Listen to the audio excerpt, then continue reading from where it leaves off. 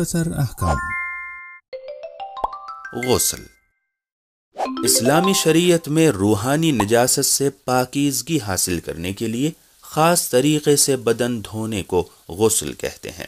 غسل کو انجام دینے کے دو طریقے ہیں، ترتیبی، ارتماسی۔ غسل ارتماسی دفعی میں آپ نیت کریں کہ یہ عمل اللہ کی قربت کے لیے انجام دے رہا ہوں اور ایک بار میں پورا بدن پانی میں ڈبو دیں، جیسے آپ تالاب یا دریا میں اس طرح ڈبکی لگاتے ہیں کہ پورا بدن پانی میں ڈوب جاتا ہے۔ اس آسان طریقے سے آپ غسل کر سکتے ہیں۔ اب ترتیبی غسل میں آپ کو یہ مراحل طے کرنے ہیں۔ پہلے نیت کریں کہ خدا کی خوشنودی کے لیے یہ غسل انجام دے رہا ہوں، پھر سر، چہرے اور گردن کو مکمل طور پر دھوئیں اور کان کے باہری حصوں کو بھی دھونے کا اطمینان حاصل کر لیں۔ کان کے اندرونی حصوں کا دھونا ضروری نہیں ہے۔ پورے بدن کے دھل جانے کے اطمینان کے لیے بہتر ہے کہ بعد والے اعضاء کا تھوڑا حصہ بھی دھو لیں۔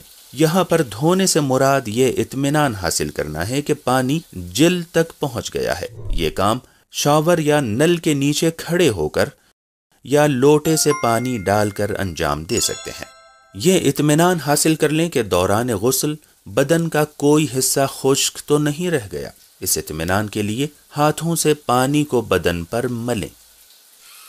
اب بدن کا داہنا حصہ دھوئیں، جس میں کاندھا، ہاتھ، سینہ، پیٹ، پیچھے کا حصہ، شرمگاہ، جھانگ، پنڈلیاں اور پیر شامل ہیں۔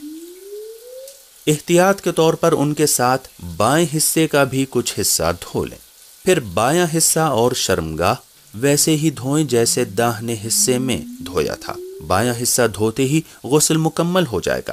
اہم بات جان لیں کہ بعض علماء بایاں کاندھا دھونے سے پہلے داہنا کاندھا دھونے کی شرط نہیں لگاتے ہیں۔ وہ کہتے ہیں کہ سر اور گردن دھونے کے بعد بدن کے بقیہ حصوں کو دھونا چاہیے۔ غسل کرتے وقت کن چیزوں کی رعایت کرنا ضروری ہے؟ پانی پاک ہونا چاہیے، یعنی نجس نہ ہو، مباح ہونا چاہیے، یعنی غصبی نہ ہو، مطلق ہو، یعنی اس میں کچھ ملا نہ ہو اور اس میں کوئی چیز گھولی نہ گئی ہو۔ پانی کھال تک پہنچنا چاہیے، اور اگر کوئی چیز کھال تک پانی پہنچنے میں رکاوٹ بن رہی ہے تو اس کو برطرف کر دینا چاہیے۔ صرف بالوں کو دھوئیں اور پانی سر کی کھال تک نہ پہنچے تو یہ کافی نہیں ہے۔ غسل سے پہلے اعضائے بدن کا پاک ہونا ضروری ہے، اور اگر غسل کے دوران ہی وہ پاک ہو جائیں تو بھی کافی ہے۔ یہ عمل ترتیب سے انجام پانا چاہیے، اس طرح کہ سب سے پہلے سر و گردن دھوئیں اور اس کے بعد جسم کا باقی حصہ دھوئیں۔ ہمارے بعض علماء کے مطابق بائیں حصے کو دھونے سے پہلے داہنے حصے کا دھونا ضروری ہے۔ اس مسئلے کو اپنے مرجع تقلید کی توضیح المسائل میں دیکھ لیں۔ اس سلسلے میں مراجع کرام کے مختلف نظریات ہیں۔ اختیاری حالت میں اپنے بدن کو خود ہی دھونا واجب ہے۔ اگر آپ کسی عذر کی وجہ سے پانی کا استعمال نہیں کر سکتے ہیں یا اس کا استعمال آپ کے لیے نقصان دہ ہے تو آپ غسل کے بجائے تیمم کریں۔ کچھ ایسے نکات ہیں جن سے غسل کرنا آسان ہو جاتا ہے۔ پہلا یہ کہ بدن کا اوپر سے نیچے تک دھونا ضروری نہیں ہے، بلکہ یہ اطمینان حاصل کر لینا ضروری ہے کہ پانی کھال تک پہنچ گیا ہے۔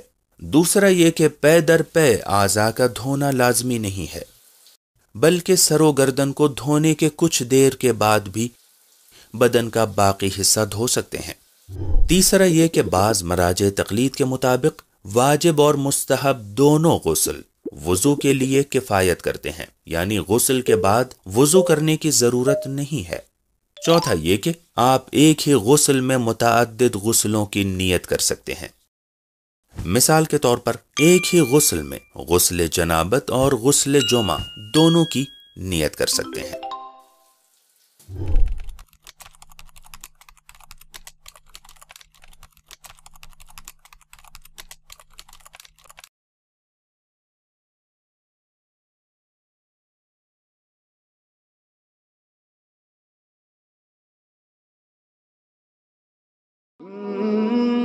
هديناه السبيل إما شاكرا وإما اگر آپ ہمارے لیٹسٹ ویڈیوز کے بارے میں جاننا چاہتے ہیں تو ہمارے چینل کو سبسکرائب کریں اور بیل آئیکن کو پریس کریں۔ شکریہ۔